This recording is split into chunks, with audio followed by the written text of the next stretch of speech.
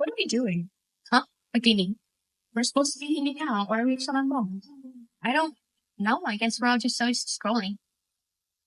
How did this happen? How are we more comfortable with inanimate objects rather than other people? Yeah, and people don't really express themselves anymore. Really, it's technology taking away part of what really makes us human.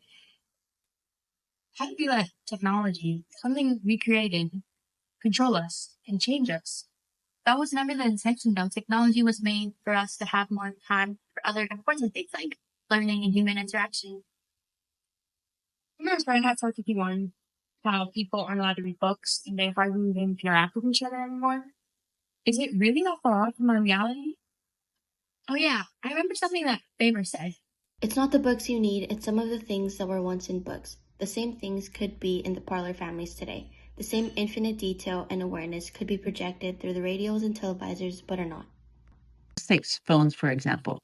It's this onslaught of information, which I think has created this state of fear. Let's think about it. Technology advanced, and so did our access to information along with it.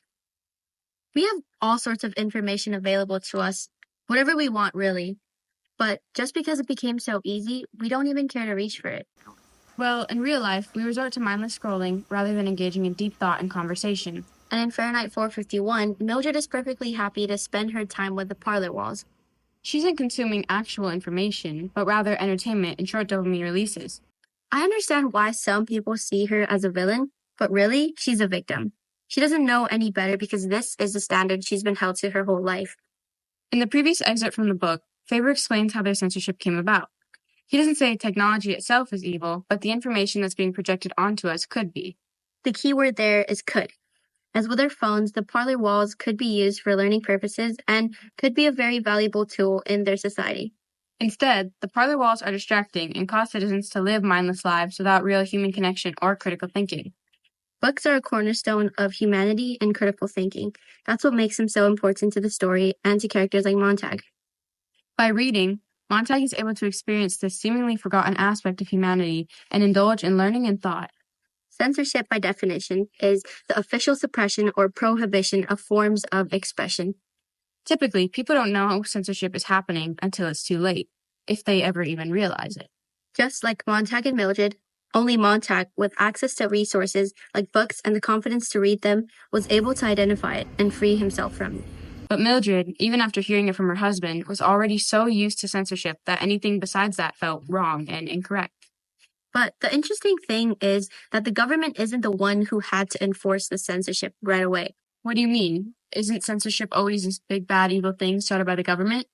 No, Beatty says it didn't come from the government down. There was no dictum, no declaration, no censorship to start with. No. Technology, mass exploitation, and minority pressure carried the trick. Thank God. It's like the word prejudice, right? It can be construed as negative or positive. It's usually construed as negative connotation because, oh, you're being prejudiced. Well, I'm also prejudiced if I like you, but I'm positive prejudice. Same thing with censorship. We have to make sure the information we give, because if we give all the information, sometimes it gives the wrong impression because it's not necessarily is going to give you the whole picture of what's happening. Oh, so censorship isn't always a bad thing? No, it's not. But when it's paired with things like technology, it's amplified. And from there, the wrong people come into power and weaponize it for their personal interests. In Fahrenheit 451, technology was already causing people to become more vulnerable to it, and the government ended up taking advantage of that. That's why only very few people questioned the banning of books. There wasn't any declaration of why the books were being banned. Majority of people didn't care because they would rather be watching their parlor walls and listening to their seashells anyways. In our world, we see kids gaining access to technology at increasingly younger ages. The same would follow in the novel. The generation of people who lived before their modern world are dying and becoming fewer and fewer in society.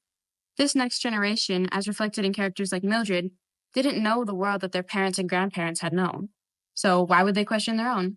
Censorship and large-scale societal changes become harder to reverse as time goes on because there are less people to question it.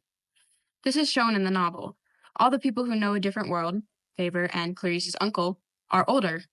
Obviously, Clarice recognizes this too, but only through knowledge she gained from that older source. Now, in our world, we have the luxury of books to gain insight into times before technology, but in theirs, they don't. It's ironic that their before can only really be accessed through the very thing that changed their society, books. But why books specifically? As mentioned before, they are a cornerstone to humanity and free thought. Books help us grow into the people that would be capable of overthrowing a government such as the one in the novel. Choosing books as the specific thing to demonize and destroy is genius, really.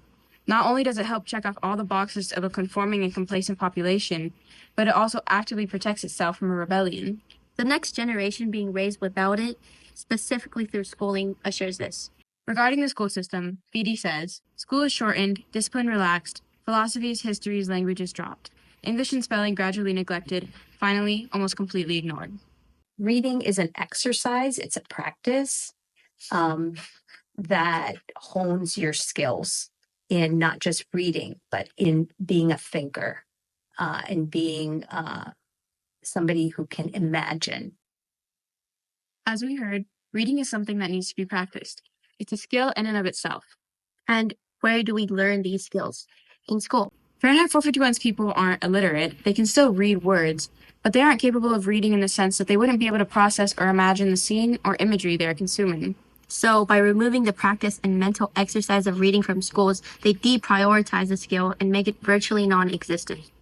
To fix their world and to revive the dying part of humanity, a large-scale political, developmental, and educational revolution would need to take place. Obviously, we don't get to see this go into effect with the novel, but as for their world, all we can hope is that Montag and all the other outsiders used what they were left with to rebuild this long-forgotten world. But what can we do to prevent our society from ending up like Fahrenheit 451's? Well, I guess all we can do is just live and embrace our humanity. You're right.